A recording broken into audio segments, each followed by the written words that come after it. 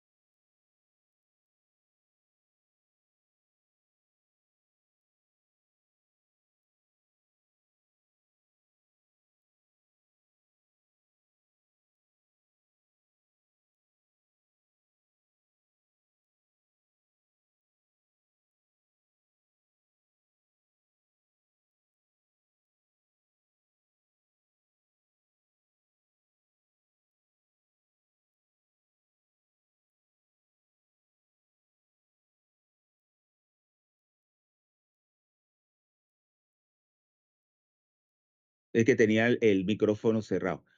¿Están viendo mi pantalla, jóvenes?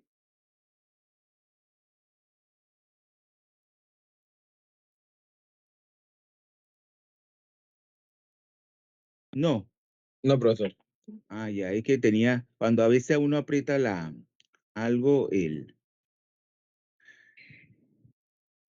¿ahora? Sí, profe. Sí, entonces, antes de entrar a esto de los oxoácidos, a veces oxoácido se llama oxiácido, bueno, da igual, pero antes de entrar a los oxoácidos, acuérdense que nosotros si partimos ya se lo habíamos explicado, ¿no? Si partimos de un ácido acuo, la desprotonación de un ácido acuo, entonces da origen a lo que es un hidroxoácido. Luego, ya, si ese hidroxoácido vemos pierde un protón, ¿ya? O sea, un ion hidrogenoide, entonces ahí, entonces queda convertido en un ozoácido. Porque el ozoácido es aquel donde los hidrógenos ácidos, al igual que en el hidroxoácido, provienen de un grupo OH, pero a su vez, ese ácido contiene en su estructura grupos oxo unidos al átomo central a través de un doble enlace. Y esa es la diferencia. Pero cuando ustedes ven el comportamiento, por ejemplo, del ácido bórico, nosotros cuando escribimos ácido bórico, nosotros lo podemos encontrar así, B y abro paréntesis OH, como si fuese un hidróxido, pero eso no es un hidróxido, porque claro, hay tres grupos OH unidos directamente al boro. Entonces, por eso se llama un hidroxoácido, o sea, boro, y muchas veces se escribe para darle la connotación de que es un ácido, entonces se pone H3PO3. Pero usted en la estructura nunca van a observar que los hidrógenos están unidos directamente al boro, sino al oxígeno a través de un grupo OH. Entonces, H3BO3. Entonces, la forma más correcta de escribir el ácido bórico es BOH3, pero no es un hidróxido. Y eso tiene que ver con la diferencia de electronegatividad que hay entre el átomo central X, vemos, y el oxígeno. O sea, si yo tengo X, es el átomo central, que en este caso es boro, y luego a eso está unido el grupo OH. Y es de ahí, de ese grupo OH, que proviene el hidrógeno, que es ácido. Pero claro, dependiendo de la electronegatividad de X, o sea, si yo tengo que la electronegatividad, que acuérdense que es la letra G de X, de ese átomo central, es mayor a 1,7, ese es el valor que se toma como referencia aproximadamente. Entonces, claro, ¿por dónde se va a polarizar el enlace? ¿Cuál es el enlace que va a ser más polar? Si la electronegatividad del átomo central es mayor a 1,7.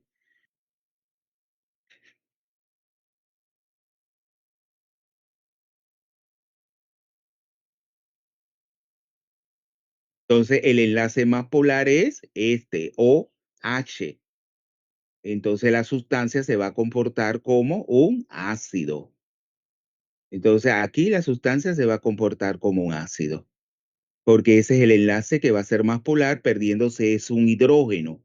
Pero en cambio, si la electronegatividad de X, de ese átomo central, es menor a 1,7, ¿cuál va a ser el enlace más polar? Ya no va a ser el OH, sino XO. Entonces, claro, el enlace se va a romper y lo que va a producir son iones hidróxidos. Ya el enlace no se va a romper entre el oxígeno y el hidrógeno, sino entre X y oxígeno, dando lo que es un hidróxido. Eso ocurre, por ejemplo, si tenemos el ejemplo del NaOH, ¿esa sustancia cuál es?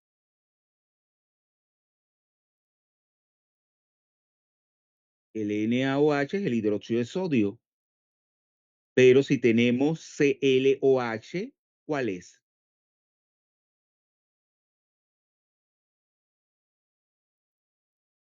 Si tenemos ClOH, ¿cómo se le llama esa sustancia? Ácida, Sí, pero el nombre completo es un ácido. ¿Cuál es el nombre? hipoclorito Ácido roso. hipocloroso. Parece que le sigue costando la nomenclatura y formulación. H, así lo tengo escrito, pero en realidad es HClO. Es el hipoclorito de sodio. Perdón, yo dije hipoclorito de sodio, ácido hipocloroso. Ácido hipocloroso es un ácido.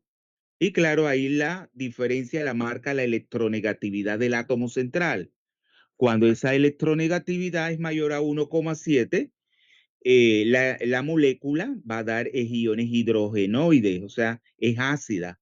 En cambio, si la electronegatividad es menor a 1,7, entonces el enlace se polariza entre X, o sea, el átomo central, que en este caso es hidróxido, y el oxígeno, dando iones hidróxido en disolución acuosa. Es lo mismo que tener B OH3, abro paréntesis, OH, o sea, B, abro paréntesis, OH, cierro paréntesis 3, o aluminio. Si en lugar de boro yo tuviese aluminio, sería ácido alumínico. ¿Mm?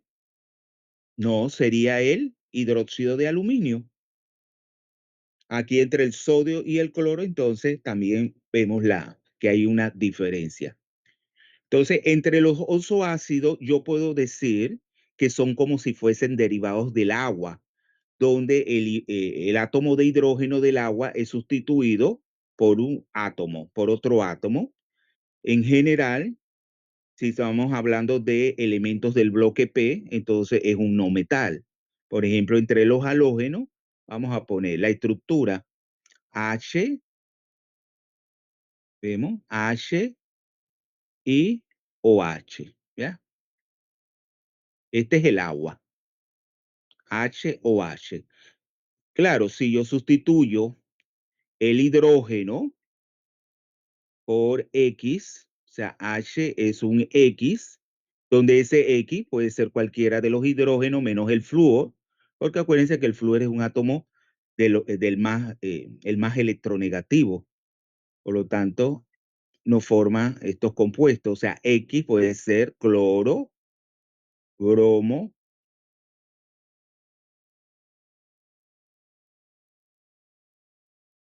cloro, cloro, puede ser también bromo y puede ser yodo. Entonces, si yo sustituyo el hidrógeno por cualquiera de esos tres halógenos, que yo voy a tener un oxoácido, que sería el que vimos en antes. Sería el ácido hipocloroso, el ácido hipobromoso y el ácido hipoyodoso. Entonces yo les pregunto, ¿cuál de esos tres ácidos es el más fuerte y el por qué? O sea, yo tendría Cl o H, lo escribo así, pero en realidad es HClO. Pongo así OH,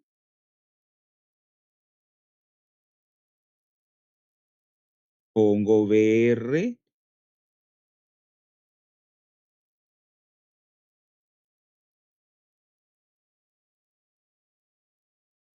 OH y OH. ¿Cuál de los tres ácidos es el más fuerte y el por qué? Los tres son ozoácidos.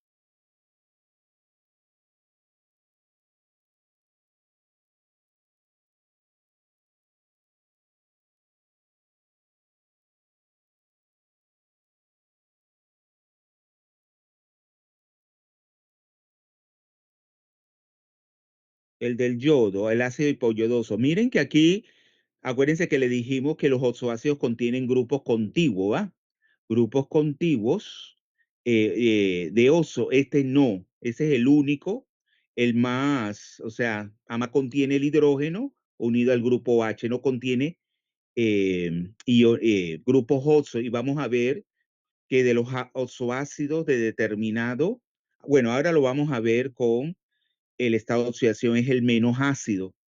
No, ahí lo que el factor predominante ahí que determina la acidez es la electronegatividad. O sea, ese átomo central, ya sea Cl, o sea, el cloro, o el bromo o el yodo, puede retirar electrones por inducción, densidad electrónica del enlace OH. Acuérdense que aquí el hidrógeno está unido al oxígeno. Entonces, él puede retirar, siendo más electronegativo, más densidad electrónica del enlace OH, saliendo con mayor facilidad el hidrógeno. Entonces, claro, es el ácido hipocloroso el más ácido. Aquí la acidez aumenta así. El ácido hipocloroso es más ácido, luego el ácido hipobromoso y por último el ácido hipoyodoso. Ahí el pKa se va haciendo cada vez más positivo. El que presenta un pKa menos positivo es el ácido hipocloroso. Ahora bien, si yo veo la serie de los ozoácidos para un mismo halógeno, donde está cambiando es el estado de oxidación, vamos a ponerlo. O sea que yo tendría Cl, HCl, vamos a ponerlo así.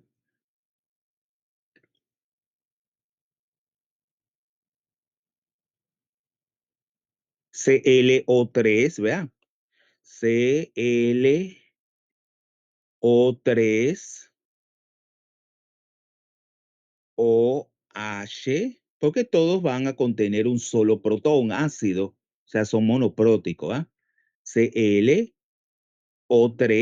OH, tengo ClO2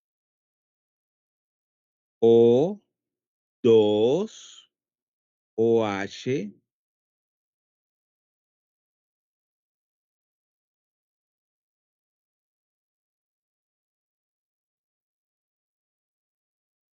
tengo el ClOOH,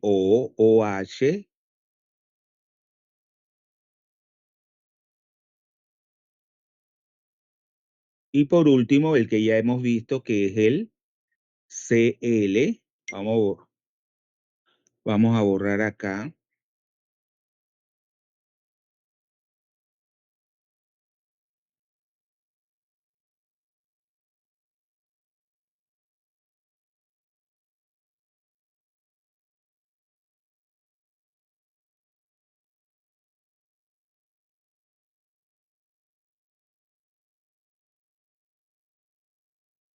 ¿Sabían que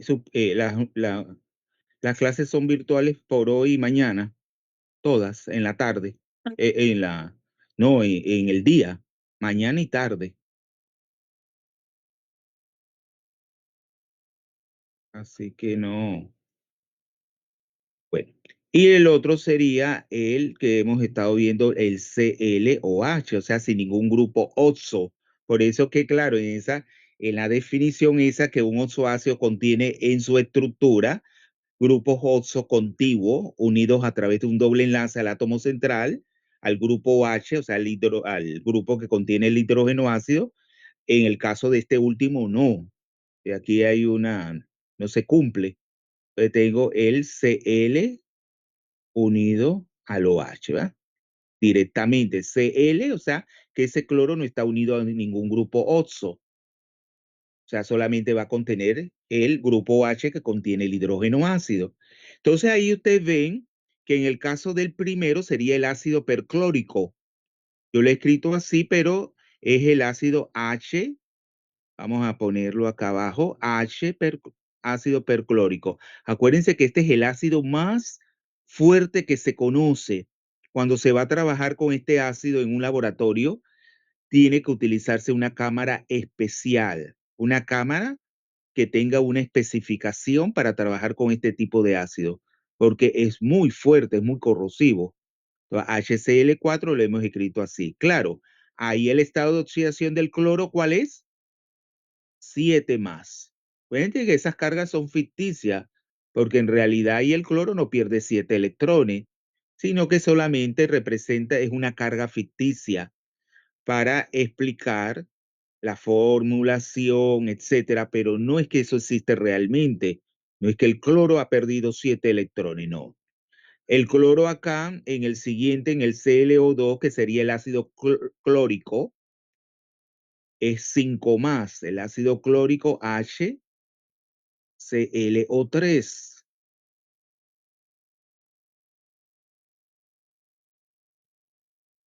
El estado de oxidación es 5 más del cloro, y luego en el ácido cloroso, entonces que es el HClO2, entonces 3 más. HClO2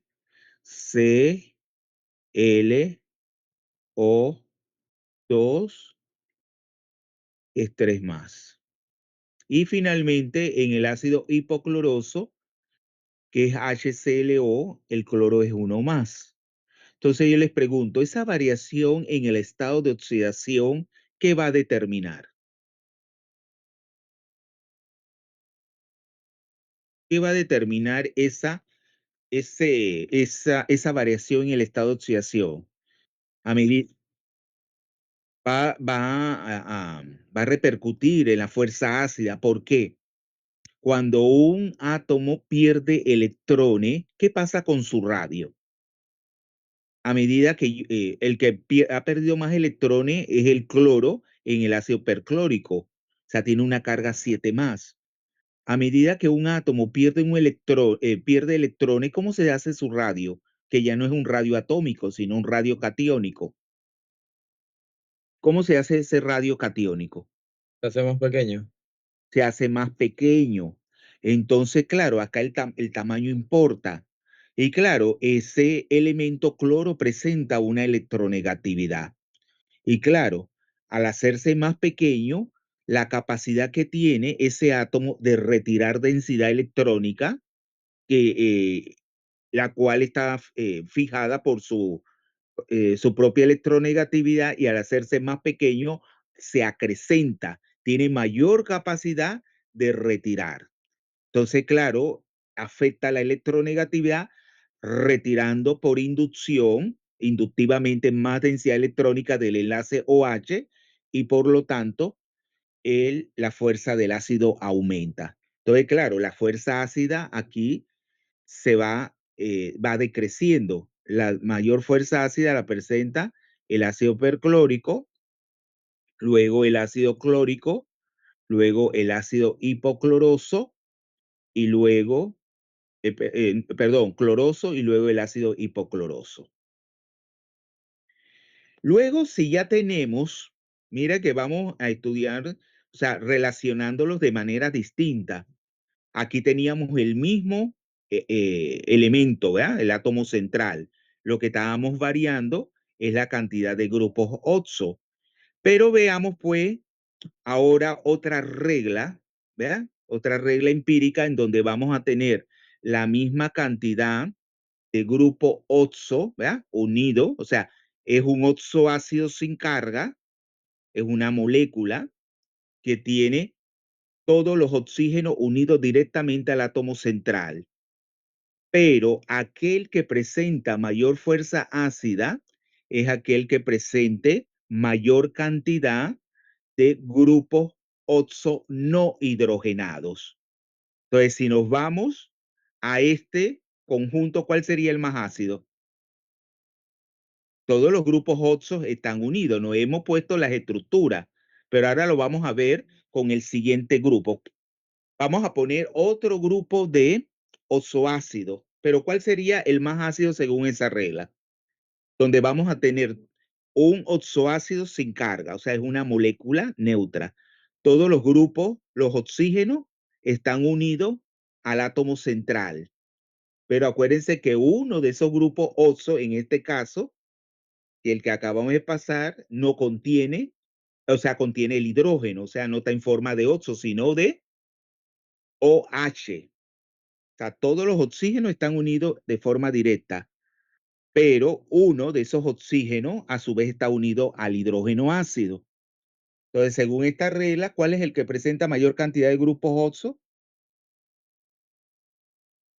El perclórico. El perclórico, porque contiene 3 grupos oxo. Entonces, ese es el que daría más acidez. Igual que se dedujo con el estado de oxidación. Mayor estado de oxidación, menor radio. Vemos ese átomo que presenta una electronegatividad, se acrecenta a ella al tener un menor radio, retirando más densidad electrónica. Espérese un momentito que te voy a contestar un chat.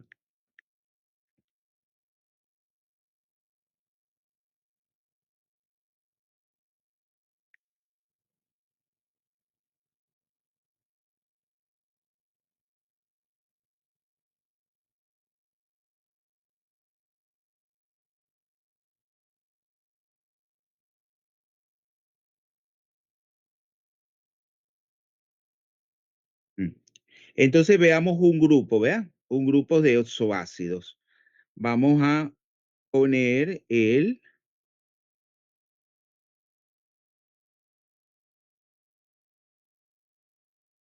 Cl, vamos a poner igual el Cl.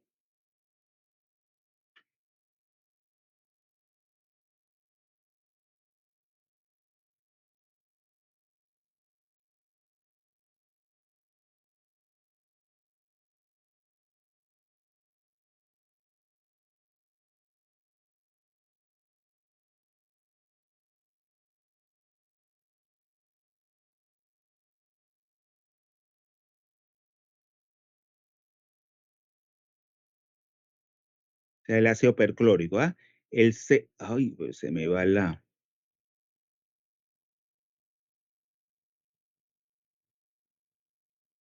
ClO3H, pero ahora vamos a poner el ácido sulfúrico. El ácido sulfúrico sería SO2,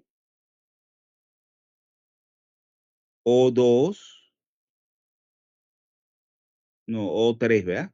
ClOH, luego el ácido sulfúrico SO3,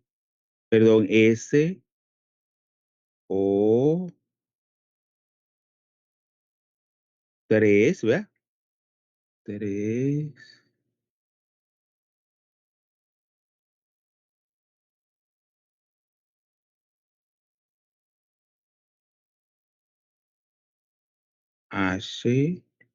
No, es 2, ya me di cuenta. Aquí sería porque si no daría lo mismo, ¿verdad? SO2. ¿Y cuántos OH tiene el ácido sulfúrico?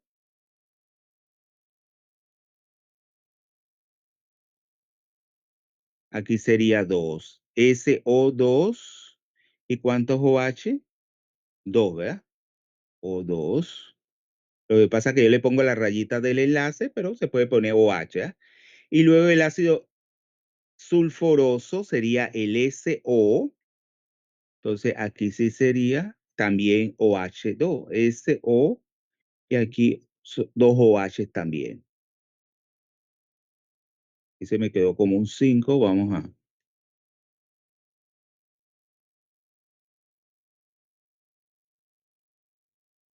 Aquí también es 2. Y luego el ácido arsénico, ¿va? O sea, el AS, que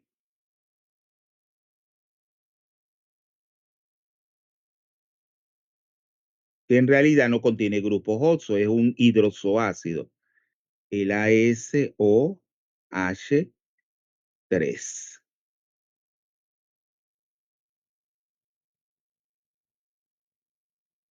Aquí nos faltó el azufre. Entonces, ¿cuál es de los cuatro ácidos el más ácido? Sigue siendo el perclórico. Claro, es que no es que por una regla me va a dar un resultado distinto. O sea, todo esto se complementa unas con otra regla.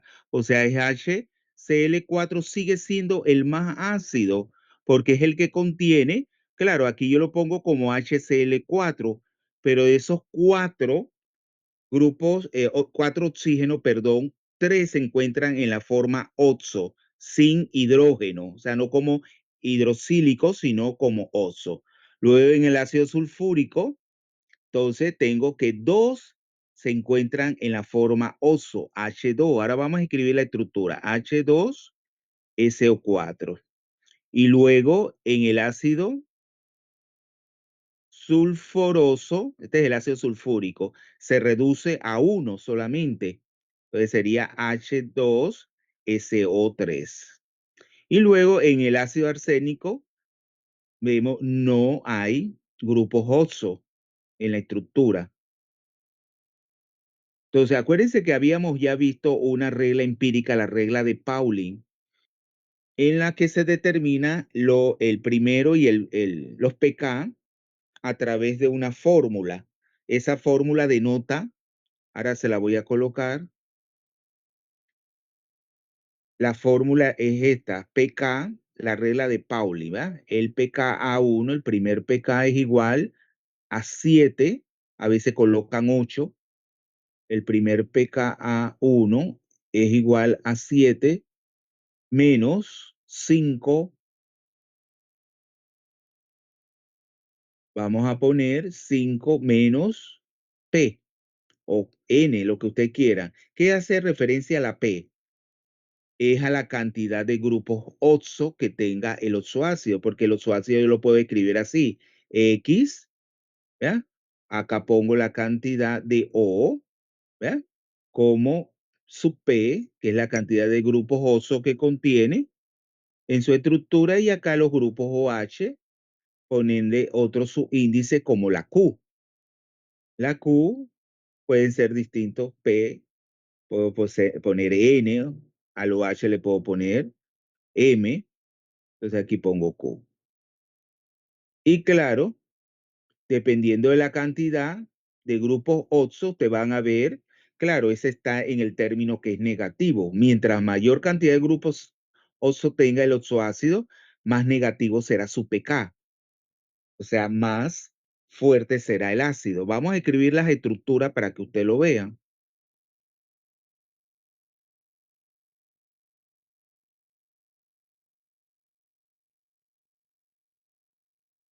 Profe, en el caso de la fórmula de Pauling, ¿alguna literatura utiliza el 8 y usted el 7? ¿Cuál utilizamos, el 8 o el 7? Bueno, en el examen yo bueno, se les advierte si es 8 o 7. Pero claro, eso no afecta, vamos a decir, cambia claro el valor, pero no da una diferencia, porque si es un ácido fuerte va a dar un pKa 1 negativo, diciendo que es fuerte.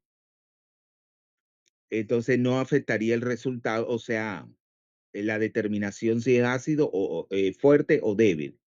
Pero sí, algunos utilizan 8 y otros 7. Hay que tener eso presente.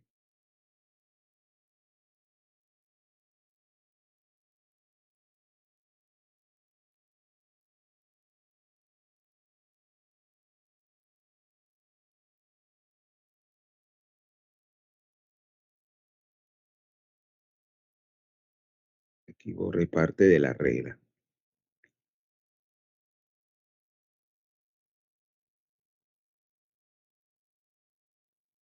Aquí.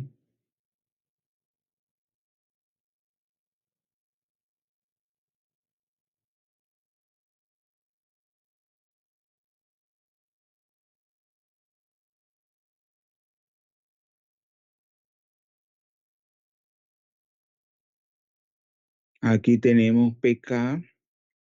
Acuérdense que esta es la regla empírica de Pauling, pKa 1, ¿verdad? La regla empírica, regla de Pauling.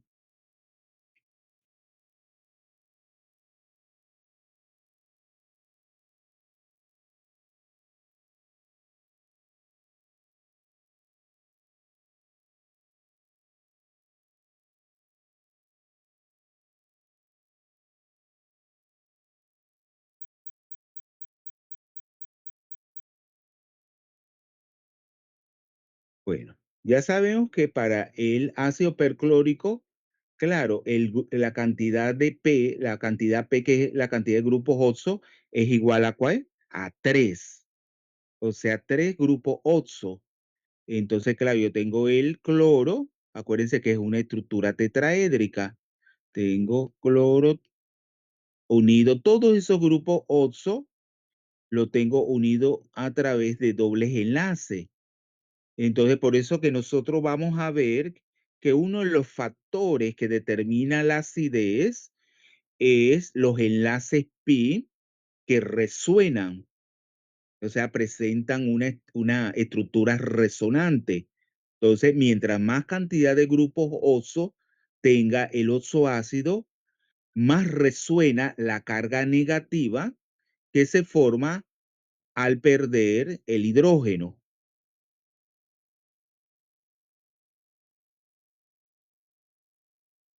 Así, mira. Este es el ácido perclórico. Entonces, claro, 3 grupos oso. Entonces, claro, su primer pKa1, ya él no presenta un segundo pK porque no tiene más hidrógenos ácidos. O sea, el pKa1 es de 7, entonces menos 5, y la cantidad de Q, perdón, de P, de grupos oxo, es 3. Entonces 5 por 3 es 15.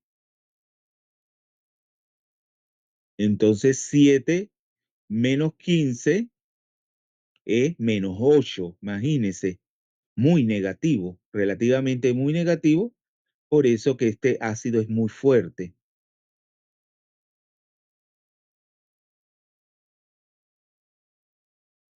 Y así nos vamos al ácido sulfúrico. Acuérdese que tiene menor grupo oxo, o sea, tengo el azufre, que también presenta una estructura tetraédrica, ¿verdad? La diferencia es que contiene 2 hidrógenos ácidos.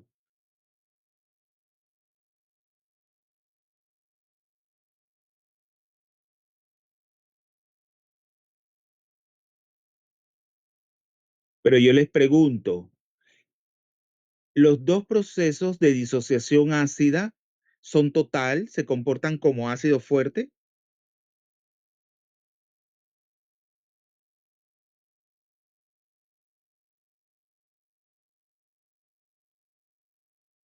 No, ¿verdad? No se comporta porque el primer pK, cuando usted lo determinan por la regla de Pauli, el primer pK va a ser negativo, pero ya el segundo pKa2, cuando yo digo que la diferencia entre el primer pK y el segundo es de 5 unidades, eso es lo que él determinó de manera empírica, entonces ya el segundo pK es positivo. Y ya ustedes saben que el el hidrógeno sulfato se comporta como un ácido débil. Ya si vemos el ácido sulfuroso, solamente presenta un solo grupo oxos, es un ácido débil también. O sea, si vemos el ácido sulfúrico H2CO4, cuando él pierde un primer protón, queda en el hidrógeno sulfato, ¿verdad? Y la pérdida de ese segundo protón del hidrógeno sulfato para dar el oxoanión sulfato, ya entonces se comportaría como un ácido débil. Entonces vamos a ver, el primer pK sería 7 menos 5 y claro, P vale 2. 5 por menos 5 por 2 es 10, ¿verdad? Y 7 menos 10, ¿cuánto es? Menos 3.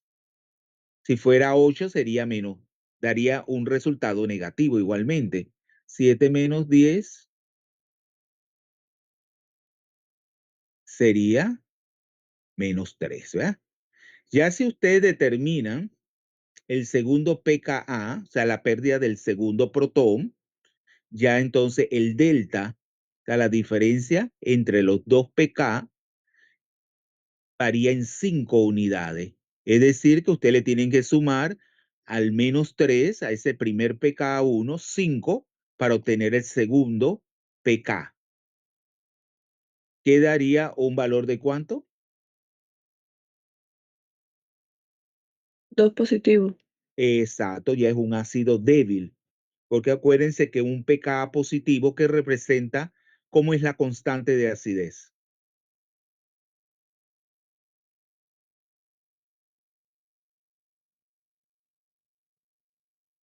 ¿Cómo es la constante de acidez?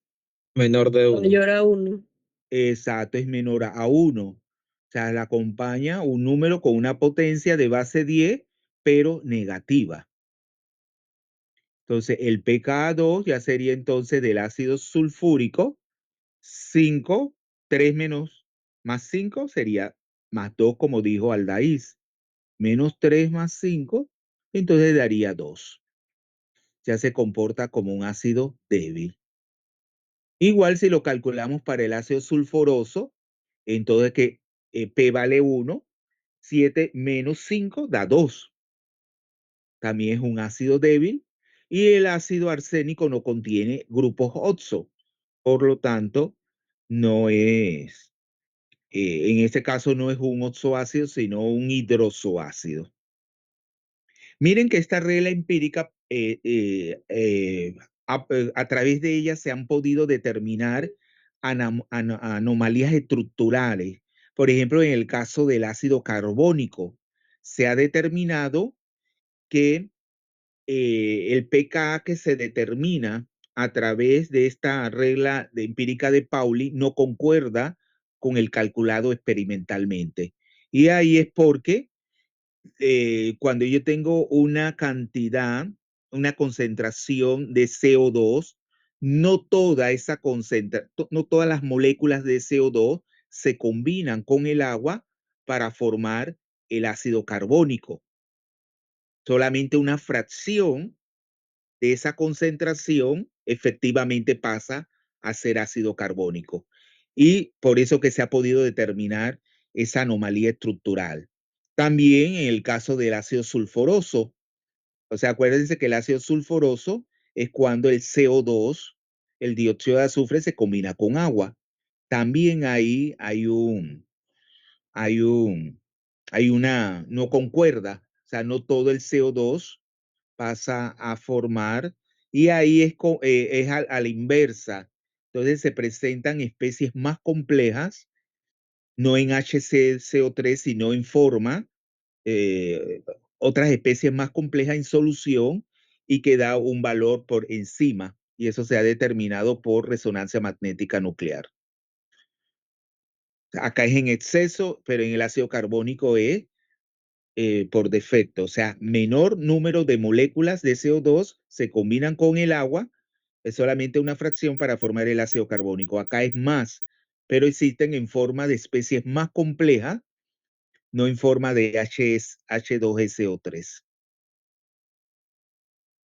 Entonces, esta regla empírica de Pauli ha podido, pues, ha servido para determinar estas anomalías estructurales. Bueno, ya ustedes saben que hay libros y libros de, bueno, no hay muchos libros de inorgánica, pero yo estaba leyendo un libro que es bastante complejo de inorgánica, donde ellos utilizan esta regla de Pauling para determinar los pK de ozoácido, por ejemplo, que contienen hidrógeno unidos directamente al átomo central. Ustedes han visto que en estos ozoácidos el hidrógeno está unido directamente al átomo central.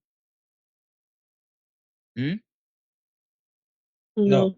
No, pero hay. Deme un ejemplo de un ozoácido que no tenemos el hidrógeno unido. Uno de los hidrógenos no está unido directamente al átomo central. Perdón, uno de los hidrógenos está unido al átomo central. No proviene de un grupo H. Un ejemplo de ello. Y se dice, en algunos libros dice que no se puede aplicar esta regla de Pauling en esos casos de moléculas en lo que el hidrógeno está unido directamente. Pero en ese libro que yo leí, sí lo calculan. ¿Cuál sería un ejemplo? Si yo en el examen le solicito escribir la estructura de un ozoácido que contiene el hidrógeno unido directamente al átomo central y por lo tanto no se le puede aplicar esta regla empírica de Pauling para determinar el pK.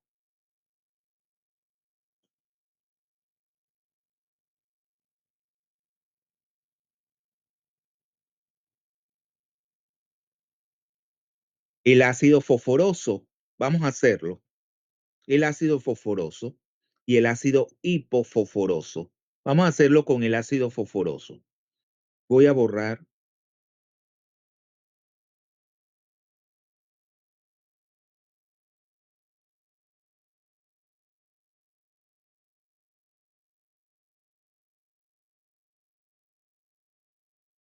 Ácido fosforoso, acuérdense que es H3PO3, ¿verdad?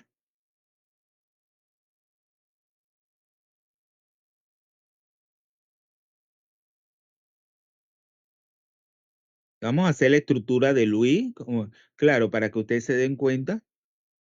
Aquí tenemos, son 3 electrones de valencia por parte de los hidrógenos, 5 por parte del fósforo y 6 por cada uno de los oxígenos.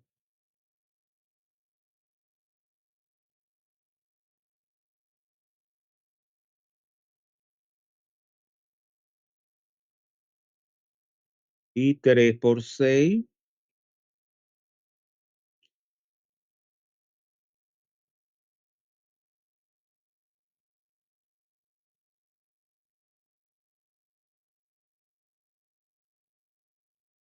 Entonces sería 3 más 5, 8 y 3 por 6, 18. ¿No ganaron en la lotería? ¿Mm? ¿No compran lotería? No, profe. Mira, yo sabía que iba a jugar algo con el Papa. Adivinen que el Papa era del 10, ¿no se acuerdan que era del 17 de diciembre? Jugó el 17 aquí en Panamá. Pero miren que ese número es de mala suerte para los italianos. No es el 13. El número de mala suerte es el 17 para los italianos. Y claro, tenía la fecha del 17 y creo que él lo proclamaron como papa un 13, no me acuerdo el mes, del 2013. Por donde lo veía, tenía el número de las malas suertes. 3 por 6, 18. Y esa es la fecha del profesor Leone. Mire. 3 por 6, 18. Sí. Así que los cabalosos ganaron. Yo como no compro lotería. Entonces, claro, eso nos va a dar 18 más 8, ¿cuánto es? 8 más 8, 26. 26 electrones. Sí.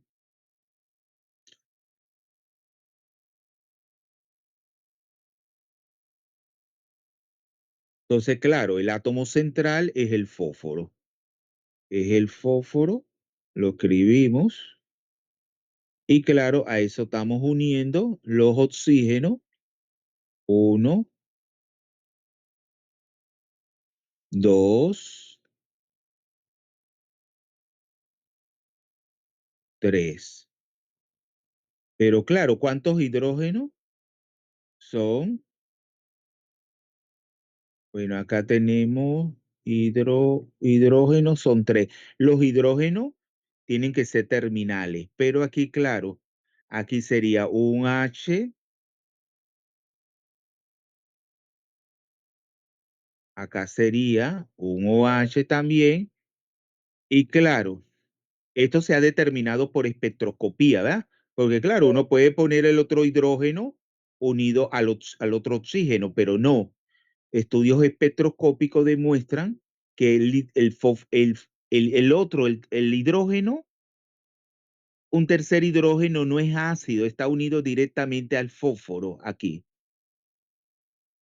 Y claro, ya este enlace con el grupo, con el oxígeno es un doble enlace. Es un doble enlace. O sea que es una molécula tetraédrica. Aquí la dibujé. O sea, el hidrógeno va así, pero es una molécula tetraédrica. Entonces, claro, aquí, bueno, son cuántos electrones aquí he puesto. Bueno, aquí vamos a poner primero, a borrar aquí. Vamos a borrar aquí porque yo le he puesto así, pero acuérdense que no es bueno hacerlo porque lo que se quiere es ver. Claro, yo podría poner ese hidrógeno unido al otro oxígeno, pero eso no es lo correcto porque los estudios espectroscópicos demuestran que ese hidrógeno está enlazado directamente al fósforo. Pero vamos a ver, de los 26 electrones de valencia, ¿cuánto he utilizado? 2, 4, 6, 8, ¿verdad?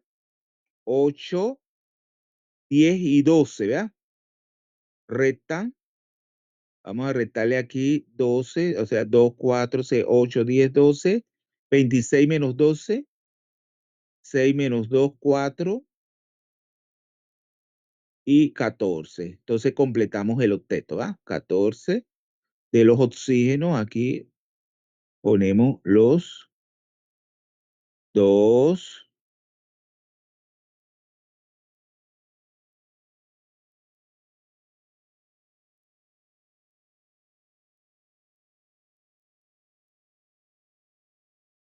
acá.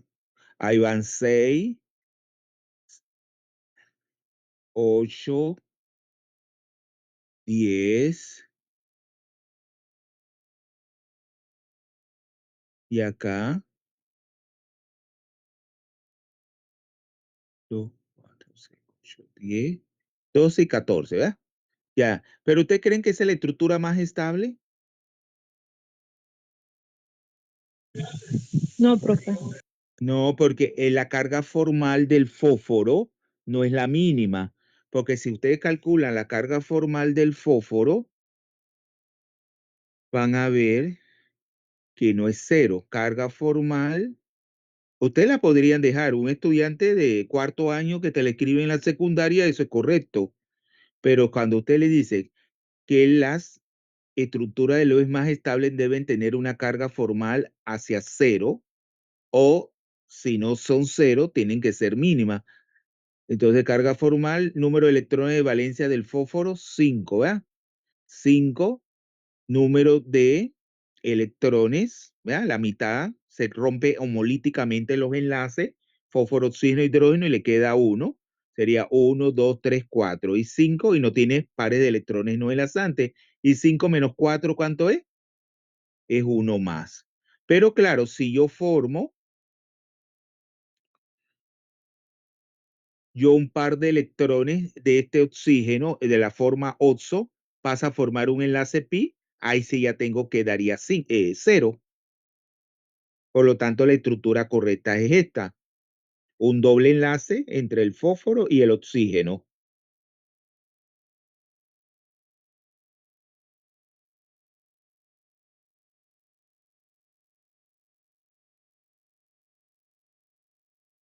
Y ahí vemos que él está.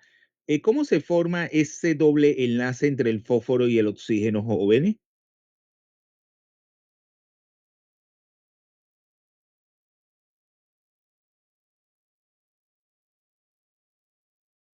¿Qué orbitales híbridos utiliza el fósforo?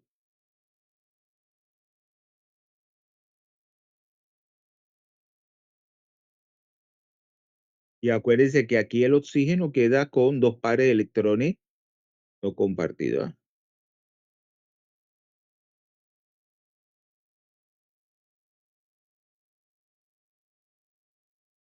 Acuérdense que uno de estos dos enlaces del fósforo con el oxígeno, uno es un enlace sigma, en donde el par de electrones lo da el fósforo.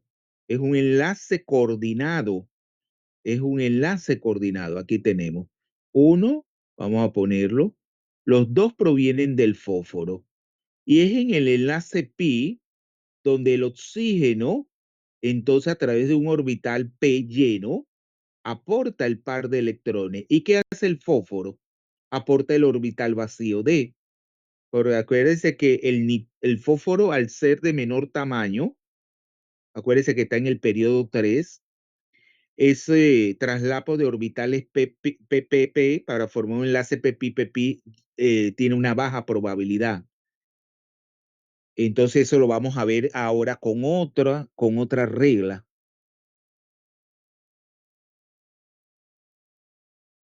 Entonces esto, algunos autores dicen que no se pueden aplicar la regla de Pauling porque el hidrógeno, uno de los hidrógenos está enlazado directamente al átomo central. No está unido a un oxígeno a través de un grupo OH.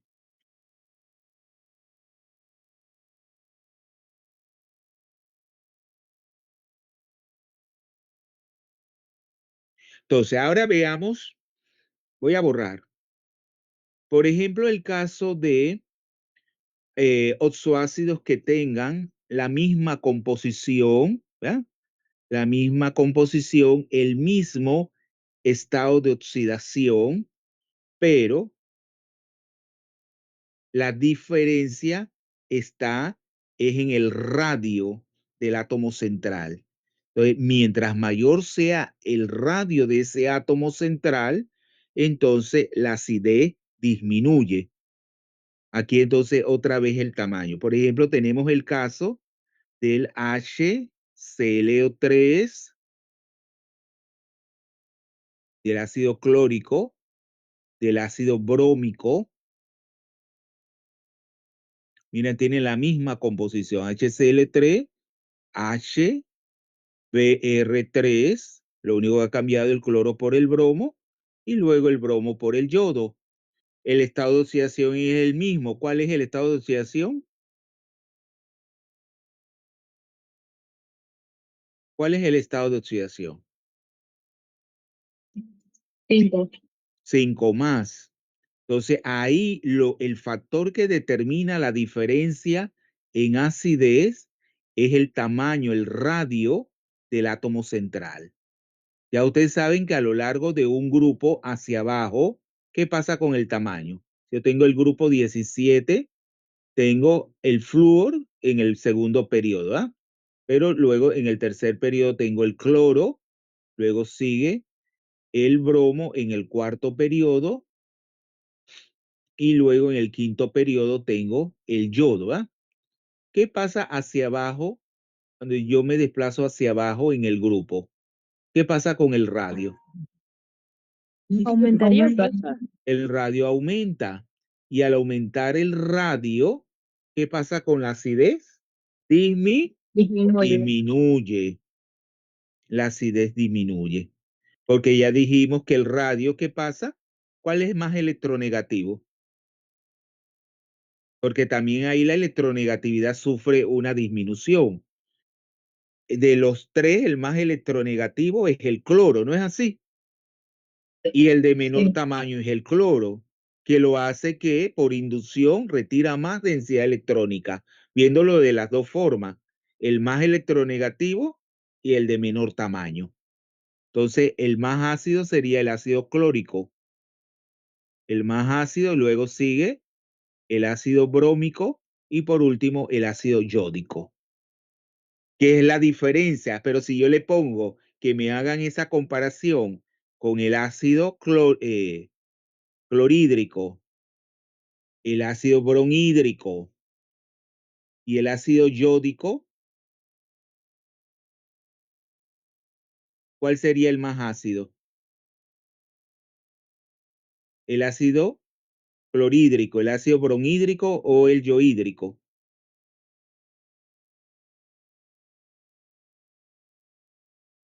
El de bromo, profesor. No, no puede estar en Sería el el medio. yodo. El yodo, ¿en qué es distinto? La tendencia es distinta. Bueno, ahí tenemos, esto es un hidrácido. Estos son hidrácidos, los que están en rojo y los que están en negro son oxoácidos. Pero acá la diferencia, ¿por qué la diferencia? Porque Es ahí, porque mientras más grande es el radio iónico, más débil va a ser su enlace con el hidrógeno y más fácil lo va a liberar. exacto. ¿Cómo sería la energía del enlace? Más débil. Más débil, exacto. O sea que debido, igual que el tamaño del yodo es mayor, él se traslapa menos efectivamente con el orbital 1s del hidrógeno, o sea que el enlace es más débil, o sea, tiene una energía de enlace más débil, la fuerza del enlace más débil y por lo tanto él sale más fácilmente. Entonces ven que el razonamiento es distinto, pero igualmente tiene relevancia, es el tamaño importa, que acá al ser de mayor tamaño, hace que la fuerza del enlace sea menor porque el traslapo es menos efectivo, la integral de traslapo, de solapamiento. Pero si lo ven en términos del ozoácido, ¿qué determina el tamaño? El radio. Al ser más pequeño, ¿qué determina? Ya no que sea más grande, sino que al ser más pequeño, acá el más grande es que determina una mayor fuerza ácida. ¿Lo ven? Porque el enlace es más débil, menos fuerte. Pero acá el tamaño más pequeño no es más grande, más pequeño. ¿Qué hace? ¿Qué determina eso que sea más pequeño?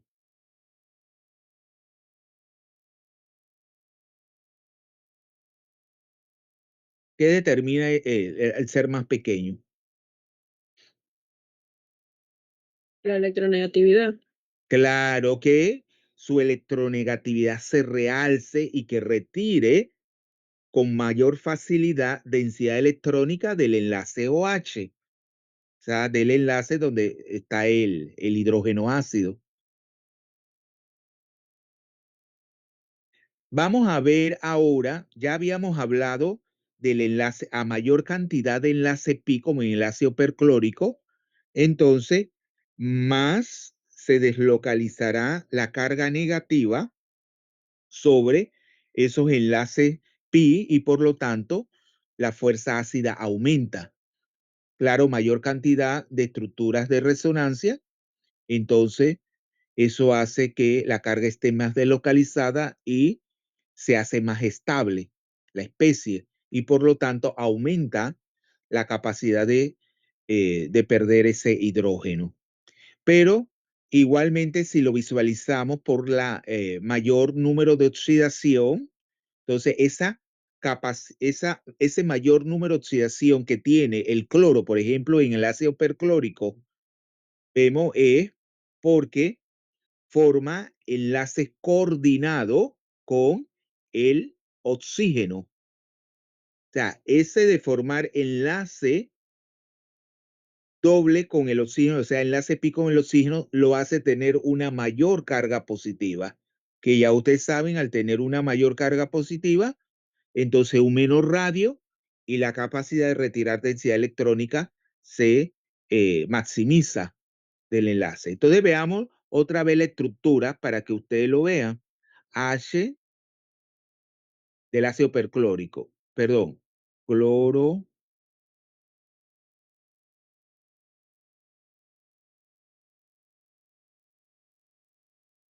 cloro y tenemos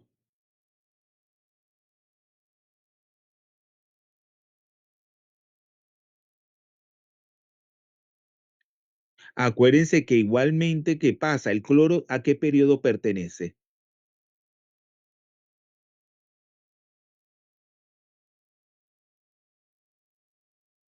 Jóvenes,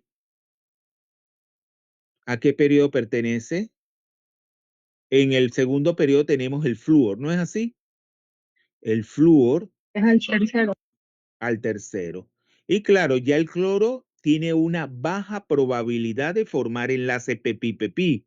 Lo que va a formar es un enlace, como estamos viendo, pi-pi-de-pi. Ese es el tipo de enlace pi que él forma. Claro, cuando ustedes visualizan el estado de oxidación, no es lo mismo que la carga formal. Aquí el estado de oxidación del cloro, ¿cuánto es?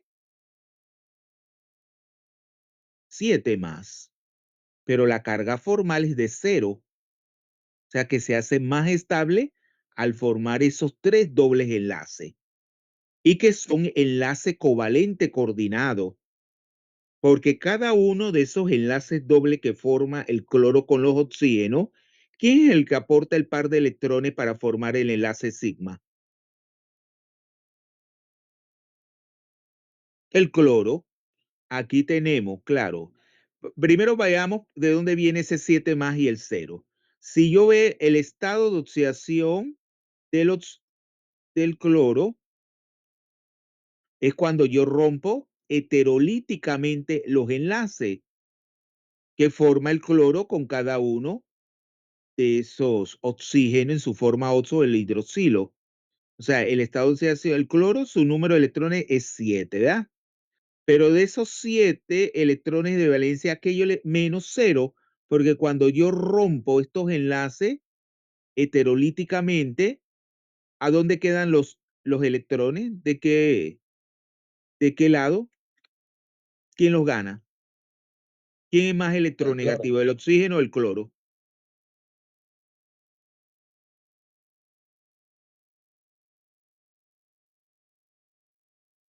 Es el oxígeno, ¿ah? Entonces 7 menos 0, él se va a quedar sin ningún electrón del enlace y por lo tanto su carga, su estado de oxidación es 7 más. Él los pierde. Todos esos electrones lo gana es el oxígeno, la ruptura heterolítica. Pero en la ruptura homolítica, la carga formal va a ser de 0 porque yo tengo 7 electrones de valencia igual, pero de esos 7 enlaces que está formando, ¿cuánto le toca a él? ¿Cuántos electrones? Cada enlace de los 7 involucra 2 electrones, pero él se queda con ¿cuánto? Con 7, ¿verdad? 7 menos 7, ¿cuánto es? 0. La carga formal es 0. ¿Ven la diferencia entre una carga formal y el estado de oxidación? Pero de los 3 enlaces doble, en esos 3 enlaces doble, para formar el enlace pi, perdón, sigma, a través de los orbitales híbridos sp3 del cloro, él va a utilizar es el par de electrones del cloro, los 7 electrones de valencia. Aquí tenemos uno, vamos a poner aquí uno, 2, 3. Uy, ya se me fue la.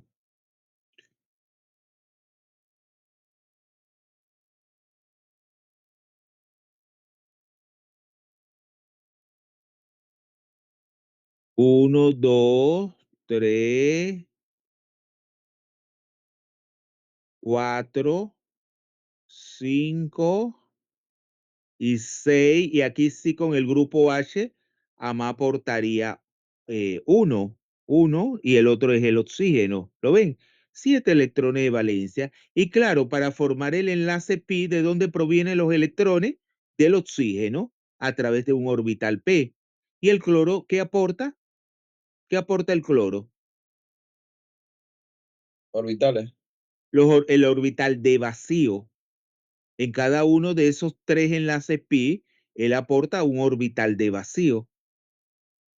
Aquí, claro, porque, claro, el oxígeno quedaría cada uno de los grupos osos con 2 pares de electrones no compartidos. El otro par lo utiliza para formar el enlace pp de pi con el cloro. ¿Lo ven? Así. Pero eso no lo analizan así.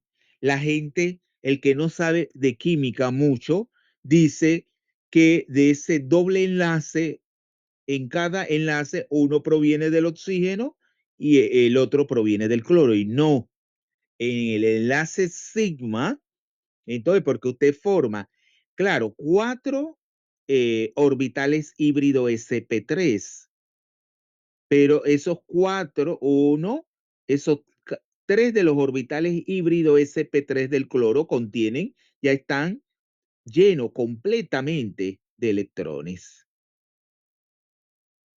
1, 2. Ven que todo se va amarrando. Y a usted tienen que enseñar eso así en la secundaria, porque este es un tema de la secundaria, pero los profesores no lo dan bien. 3, 4,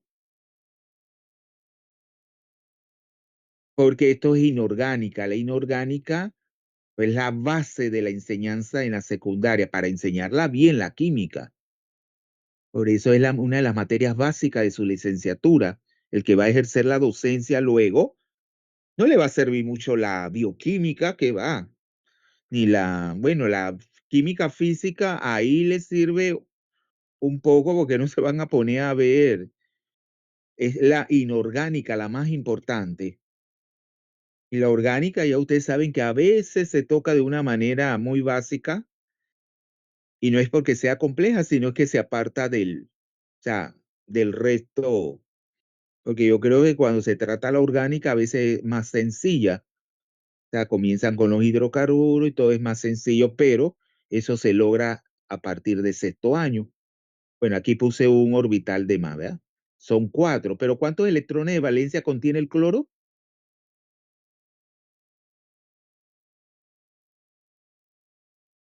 7, ¿verdad? Entonces vamos a llenar los 4 orbitales híbridos. Acuérdense que son orbitales híbridos sp3. Pero claro, el cloro al pertenecer al tercer periodo, ya tiene disponibilidad de orbitales D. Entonces, en esto de la fuerza de los oxoácidos, juega un papel importante también la presencia de orbitales D, porque esos orbitales D, al tener un mayor tamaño, al ser más difuso, no hay el traslapo, no es efectivo el traslapo entre los orbitales P, sino entre un orbital D vacío y un orbital P lleno de electrones. Entonces, eso también repercute en la fuerza ácida, en la medida de que la probabilidad de formar un enlace pp disminuya, a medida que yo desciendo en el grupo, también disminuye la fuerza ácida. Entonces aquí vamos a poner los 7 electrones, ¿verdad?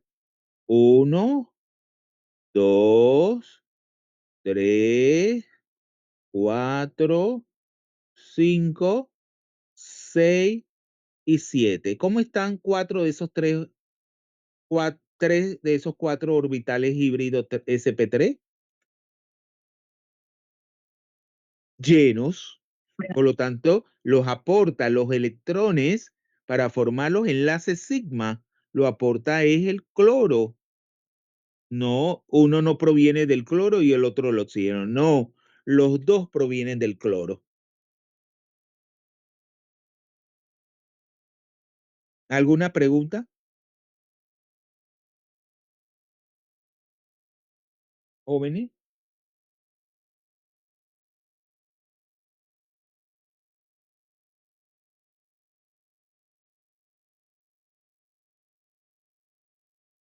Bueno, vamos ahora a un factor que es la solvatación. ¿Vea? Y con eso terminamos para entrar a los ácidos y bases de Lewis. Seguir discutiendo aspectos.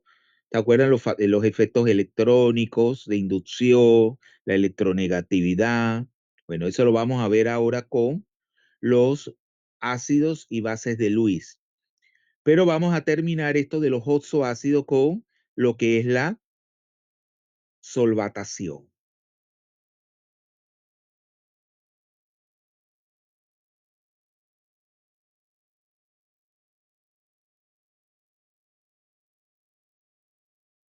La solvatación, ¿qué es la solvatación? Alguien que me diga qué se acuerdan de ese término, que ya lo vimos para los hidrácidos.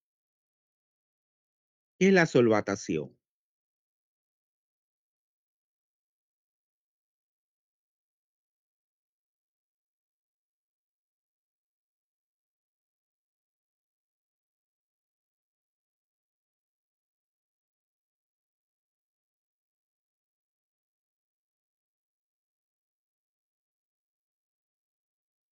La solvatación es el proceso, acuérdense, que cualquier sustancia que pasa a disolución, él se va a rodear de moléculas de agua o de las moléculas de disolvente. O sea, las moléculas de disolvente, en el caso que sean agua, se le llama hidratación, pero no es el agua de hidratación esa que está más interna, es la más externa, es un proceso en donde en la parte más externa, o sea, de las capas que rodean al, porque la más interna, acuérdense que hay un agua que forma parte de la estructura.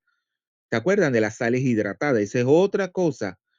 Entonces, claro, esas interacciones, en el caso de que sea el agua, el solvente, entonces se le llama hidratación y son interacciones ion-dipolo, porque el agua, ¿qué tipo de molécula es? El agua.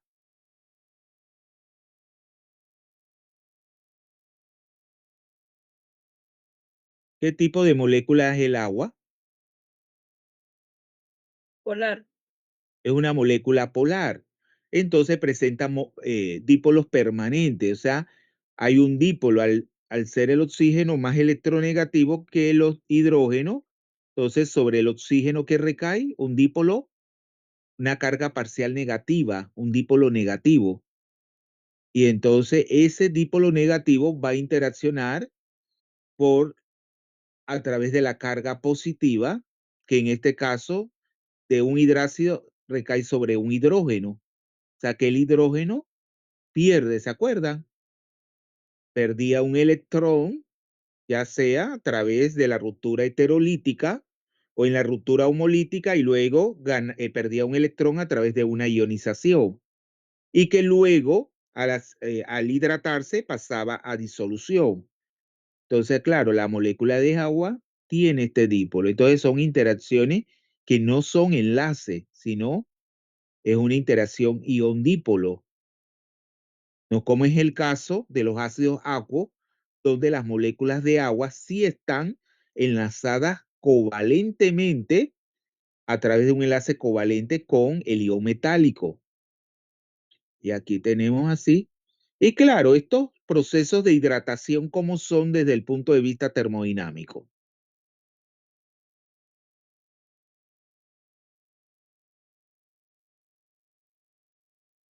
¿Cómo son estos Negativos. procesos de hidratación? Exotérmicos. Claro, son exotérmicos, liberan energía.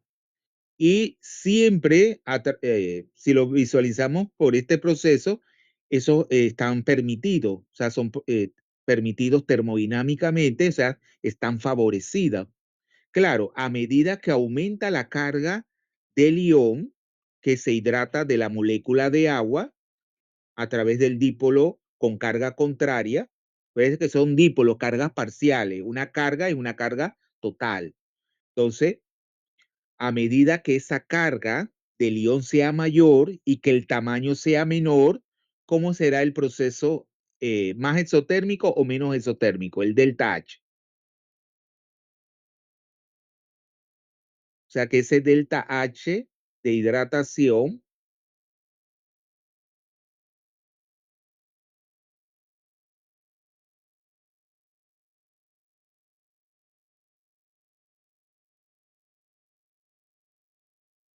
este delta H de hidratación se hace más negativo a medida que la carga aumenta, más negativo a medida que la carga aumente, ¿verdad? Y que el radio del ion disminuya a medida que la carga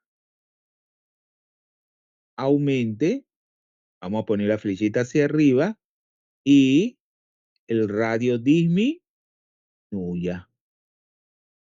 Pero ya dijimos que en los hidrácidos ese no es el factor determinante para explicar la diferencia en la fuerza ácida, sino es la energía del enlace, como bien explicaron hace un rato, o la polaridad, ¿verdad? La diferencia en electronegatividad. Pero acá, con respecto al ozoácido, yo escribo así: el ozoácido tiene un grupo ozo y un grupo hidroxilo, ¿verdad? O sea, un oxígeno unido a través de un doble enlace y los grupos OH unidos también a ese átomo central. Acá, la hidratación del grupo oxo, que se llama un oxígeno ceto, también, así como en orgánica, un oxígeno ceto, con los grupos carbonilo, ¿eh? El ceto, y que luego vamos a ver eso también cuando veamos la parte de los equilibrios ceto-enol. Bueno, acá la, la hidratación de ese grupo ceto, entonces se dice que realza la acidez, mientras que la hidratación del grupo OH disminuye la acidez por los efectos inductivos del agua. Veámoslo en el esquema. En un esquemita, o sea, tengo X, el átomo central, ¿verdad? Luego aquí tengo el grupo oxo. Y claro, del otro lado estoy viendo es el grupo HO, que es el hidrógeno que es el que contiene el hidrógeno ácido, HO. Así, ¿verdad? Claro, en la medida de que ese oxígeno, el grupo ceto, el oxígeno ceto, se hidrate, o sea, va a interaccionar con la molécula de agua, ya sabemos que a través del hidrógeno, de los hidrógenos, vamos a ponerlo así, el hidrógeno,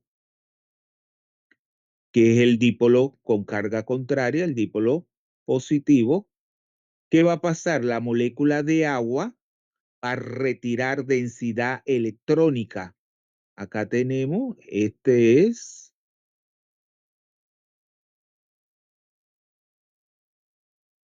a interaccionar con, acuérdense que ese oxígeno no tiene carga, ¿verdad? El grupo, pero va a interaccionar a través de los hidrógenos. Entonces, va de manera hacia donde he puesto la flecha horizontal, va a haber retiro de densidad electrónica por inducción a través de ese proceso de hidratación con la molécula de agua. Por lo tanto, va a estar favorecido la salida de este hidrógeno desde el punto de vista probabilístico aquí. Pero si yo tengo el grupo HO frente a este otro grupo HO en la estructura que se está hidratando de una molécula de agua, el efecto inductivo es lo contrario. Va a dar inductivamente la molécula de agua densidad electrónica, así. OH, entonces ese grupo H va a interaccionar a través del oxígeno del agua. De esta manera.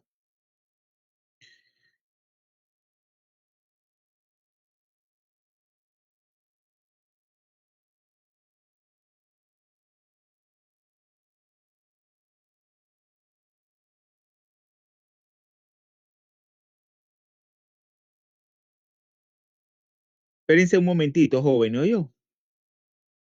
Voy a.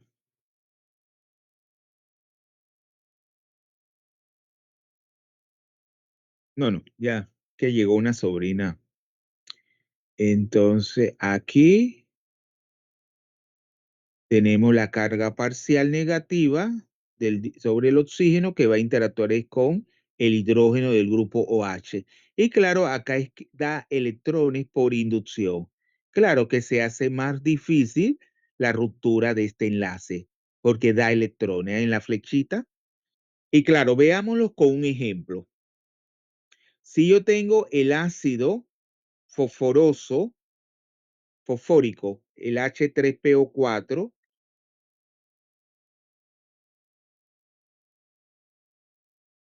¿verdad? El ácido fosforoso, ¿cuántos hidrógenos ácidos tiene? No es el ácido fosforoso, es el fosfórico. Perdón, el ácido fosfórico no fosforoso, H3PO4. Ahí los hidrógenos sí están unidos directamente al oxígeno. No hay ninguno unido directamente. Es el ácido fosforoso y el ácido hipofosforoso. Este es el ácido fosfórico. En la medida de que estos hidrógenos sean sustituidos por grupos metoxi, ¿verdad? ¿Qué va a pasar con la acidez?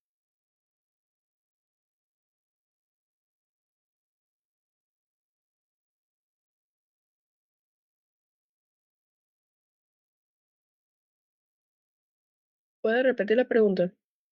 En la medida de que los hidrógenos ácidos sean sustituidos por grupos metoxi, perdón, CH3O, ¿qué va a pasar con la acidez?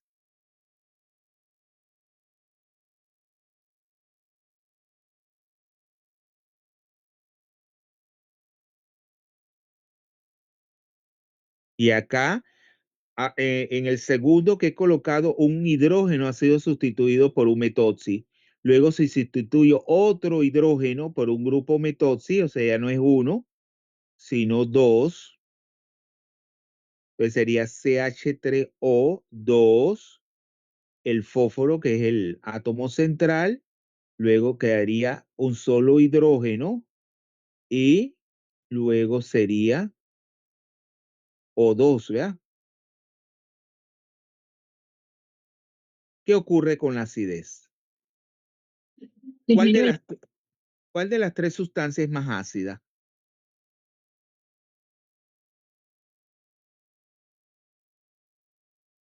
El fosfórico. No. ¿Por qué no es la más ácida? Porque acuérdense que ya dijimos anteriormente que en términos de probabilidad, mientras más hidrógeno tenga el oxoácido en su estructura, ¿qué puede presentar? La interacción con las moléculas de agua, o sea, la hidratación. ¿Y qué hace esas moléculas de agua inductivamente? ¿Vea? Mandan densidad electrónica hacia el enlace hidrógeno-oxígeno, haciendo más difícil la pérdida por parte de la molécula. O sea, en la medida de que yo sustituya esos hidrógenos, ¿verdad?, por grupos metoxi, estoy disminuyendo la probabilidad de que haya menos hidrógeno para formar esas interacciones con el agua, porque eso es en agua, en el disolvente agua. Y por lo tanto, y también pueden verlo también por inducción. Si yo tengo grupos metoxi, esos grupos metoxi contienen el oxígeno que retira densidad electrónica de los enlaces eh, oxígeno-hidrógeno. O sea, hacen un efecto inductivo también. Pero desde el punto de vista de esto de la hidratación, menor cantidad de hidrógeno en la estructura, menor es la probabilidad de que formen esas interacciones con las moléculas de agua y por inducción no mandarán esa mayor densidad electrónica hacia los enlaces hidrógeno y oxígeno y por lo tanto se pueden perder más fácilmente. Entonces, ¿cuál de las tres sustancias presentará el pKa más negativo o menos positivo?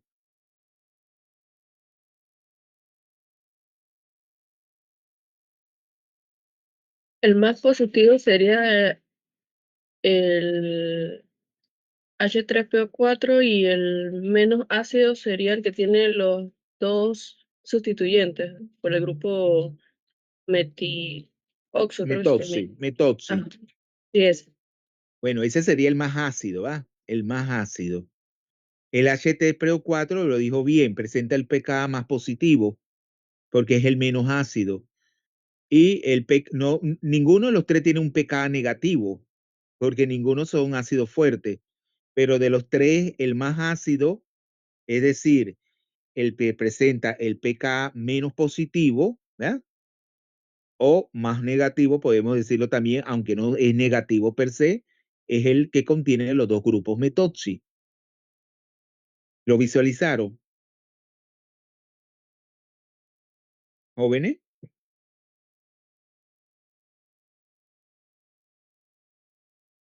Sí, profe. ¿No lo entendió, Cham? No, sí, profe, sí le entendí. Ah, ya. Profe, pero Flores, ¿podría repetirlo? Que como sí. Miren, las que iban no me escuché. de los tres, acuérdense que todo es relativo en la vida. O sea, de las tres sustancias, ninguna es un ácido fuerte. Ya ustedes saben que el ácido fosfórico es el que tomamos con la Coca-Cola. Ninguna de las tres sustancias es fuerte. Pero si yo les pregunto en el examen, ¿cuál de las tres sustancias, o sea, cuál de los tres ácidos es el más fuerte? ¿Qué responderían? Es el que contiene menos hidrógenos ácidos. Porque acuérdense que al tener mayor hidrógeno ácidos, vemos, eso representa una mayor probabilidad de que interactúen a través de un proceso de hidratación con las moléculas de agua. Y esas moléculas de agua, por inducción que envían hacia el enlace hidrógeno-oxígeno, densidad electrónica, se hace más difícil la pérdida del protón, disminuye su fuerza ácida. Y si lo visualizamos también a través por la parte inductiva electrónica, el oxígeno es un elemento relativamente muy electronegativo. Retira densidad electrónica del enlace hidrógeno y oxígeno y también entonces se hace más fácil la pérdida del protón en la especie que contiene los dos grupos metoxi, porque él retira, acuérdense, dos grupos metoxi van retirando del enlace hidrógeno-oxígeno, densidad electrónica, y ese hidrógeno sale más fácil. Por lo tanto, esa es la especie más ácida y que va a presentar un pKa menos positivo. Vamos a decirlo así, menos positivo, porque los tres van a tener un pKa positivo, pero el menos positivo es el que contiene los dos grupos metoxi. ¿Alguna pregunta?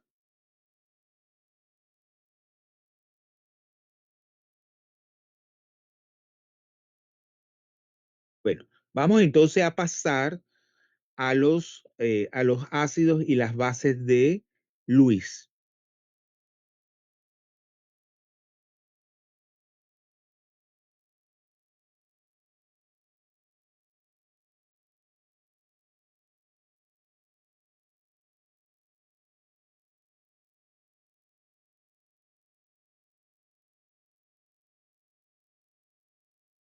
Antes de entrar a desarrollar cómo varía la fuerza, ¿verdad? Ácida y básica en los ácidos y las bases de Lewis, es importante, lo voy a introducir solamente porque yo creo que ya no falta mucho para que se acabe la hora, ¿verdad?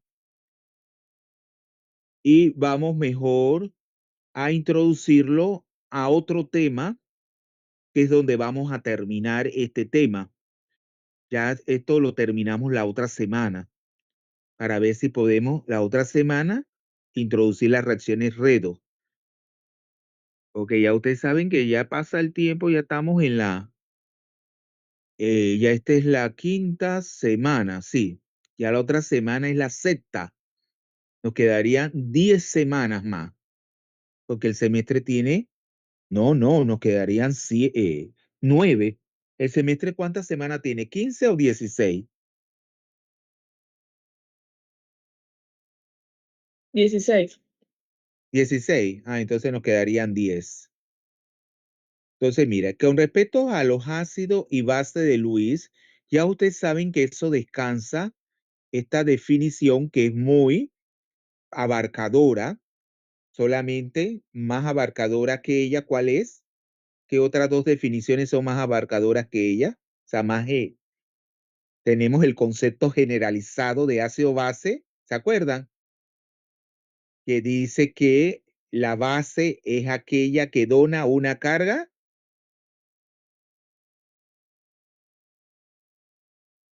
El ácido es aquel que dona una carga. Negativa. Pos- El ácido, una carga Positiva. positiva, ¿verdad? Y que el ácido, bueno, y la base es lo contrario. Esa es la más abarcadora. Pero inclusive habíamos visto la definición de Usanovich, que incluía dentro de la definición lo que eran los agentes reductores y los agentes oxidantes. ¿Se acuerdan?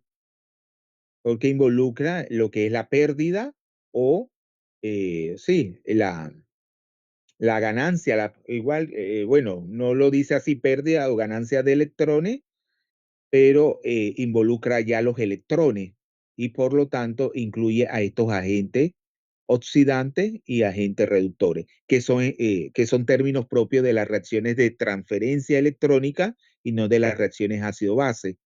Entonces, en el caso del ácido y base de Lewis, acuérdense que descansa es en el par de electrones. La sustancia que dona el par de electrones es la base y la sustancia que los acepta a través de un orbital vacío es el ácido. Pero dentro de esta definición de Lewis, una extensión, entonces comenzó primero, ha quedado como el concepto de Pearson. En este concepto de Pearson, él clasifica los ácidos y la base como duro y blando. La base dura, blanda, ácido duro y blanda. En inglés hard y soft. Y eso es el concepto de Pearson. Pero él no fue el que introdujo eso. Eso lo introdujo fue Harlan, Schacht y Davis. Y utilizaron los términos clase A para lo que luego Pearson lo llamó duro y blando clase B. Entonces voy a ponerle los nombres para que, y luego lo popularizó a través del concepto propiamente duro, hard, y soft, fue Pearson. Voy a ponerle los nombres para que lo tengan. Y vamos a explicar algo sobre eso para luego ya irlo desarrollando la otra semana finalmente más. Porque si ustedes hablan de duro y blando, ¿qué le viene a la mente? ¿Qué es eso de duro y blando?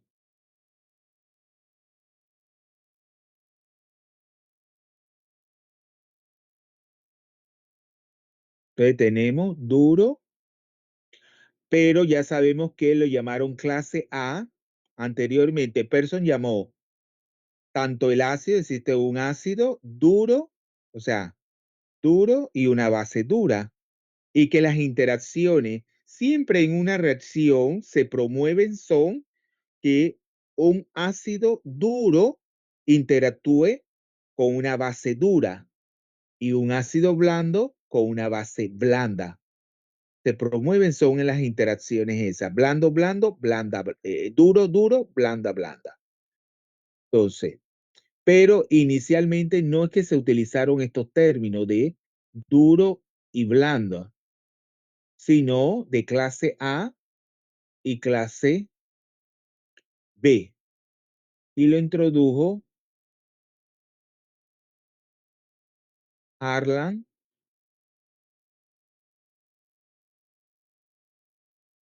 así,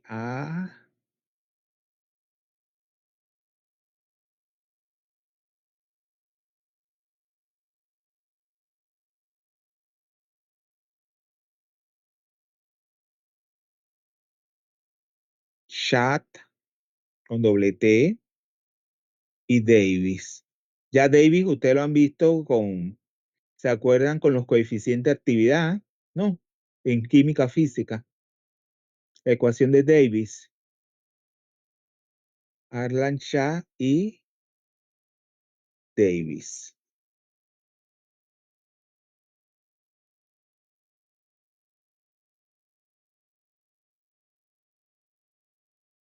¿Se acuerdan de la ecuación de Huckel y Davis en química física?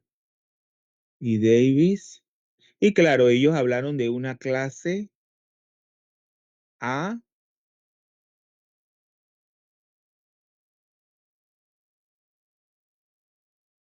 y una clase B. Clase A y clase B. Clase A refiriéndose al comportamiento duro y clase B refiriéndose al comportamiento blando. Para ustedes, ¿qué es un ácido duro? ¿Con qué tiene que ver eso de duro? Por ejemplo, dígame. Profe, yo asocio lo que son los términos a lo que es polarizante o polarizable. No sé si. Muy bien. O sea, un ácido duro, yo lo asocio con el carácter polarizante. ¿Y qué es polarizante? Que es la capacidad, claro, el ácido viene siendo lo que es el ion metálico, pero también puede ser una molécula. Véanlo como un ion metálico o como una molécula que tiene orbitales vacíos para aceptar pares de electrones por parte de una base. Entonces, ese ácido duro, ¿ya? Será, o sea, presentará esa propiedad cuando sea muy polarizante. Pero ¿qué es lo que determina que sea muy polarizante? O sea, esa capacidad que tiene ese ion metálico de distorsionar la densidad electrónica de la base con la que se va a coordinar. ¿Qué es lo que lo hace tener esa capacidad de polarizar la densidad electrónica del enlace? O sea, de introducir una covalencia en el enlace. O sea, un traslapo de los orbitales. ¿Flores? Profe, podría ser lo que es el tamaño, o sea, del elemento, Claro, la relación carga-tamaño. mientras sería que el tamaño fuese pequeño y compacto, ¿verdad? Mientras menor tamaño y más compacto sea ese ion metálico, tendrá mayor capacidad de polarizar el enlace, se hace más duro. Pero además, acuérdense que la relación carga-tamaño es lo que da ese carácter polarizante. Un catión pequeño lo hace muy polarizante, pero la carga, bueno, ya terminamos entonces. Entonces nos vemos el día martes, ¿verdad? Acuérdense que el día martes sí es presencial. Bueno, está el martes.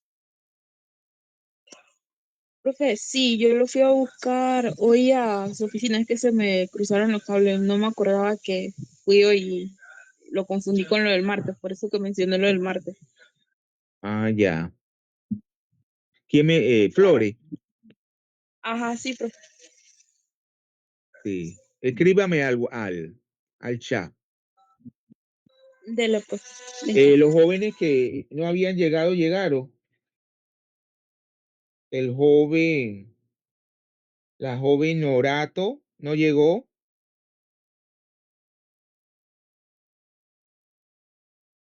No, no llegó. Bueno, nos vemos el día martes.